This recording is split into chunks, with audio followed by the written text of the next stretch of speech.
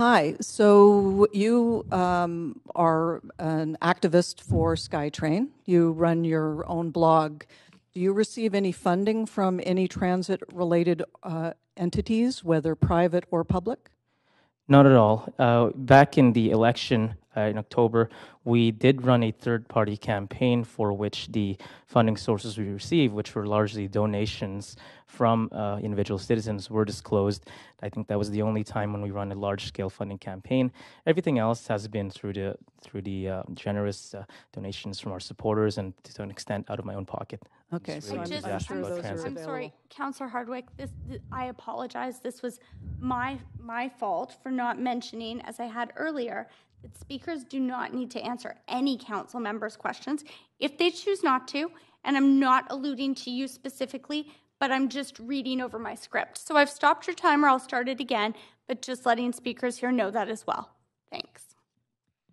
There seems to be a lot of disagreement around various of these detailed issues on the engineering side, which is in large part why, apart from everything that we know that's going on in the world around SNC-Lavalin, that I feel that we need to have a robust discussion and review. But you've stated that there are no issues around the technology. Then is it true then that any kind of a car could run, such as the cars that run on the Canada line would be able to run on the Millennium line?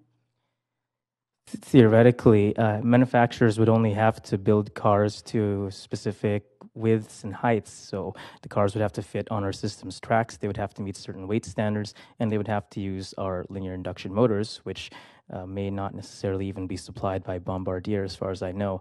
This is something I would encourage you to have some discussions with those companies or TransLink with. They would have better answers than me, but I don't see any reason to believe that we can't. My understanding is that the LIMs are not compatible with any other transit system. So do you not agree with that the LIMs are not compatible with any other transit system? No, I don't agree at all. LIMs have been applied successfully by other rolling stock manufacturers, such as in Japan, Kawasaki, Nippon Sharyo. In China, CRRC has used them for the cars in Guangzhou.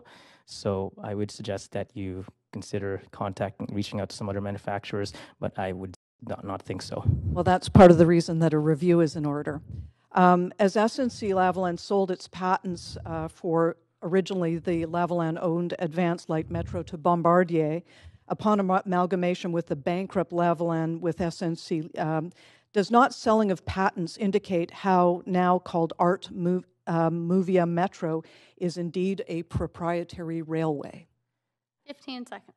I think it would be important to find out exactly how those patents apply to the system first and whether they actually restrict us. Could the patents be small workings that don't matter in the large scale?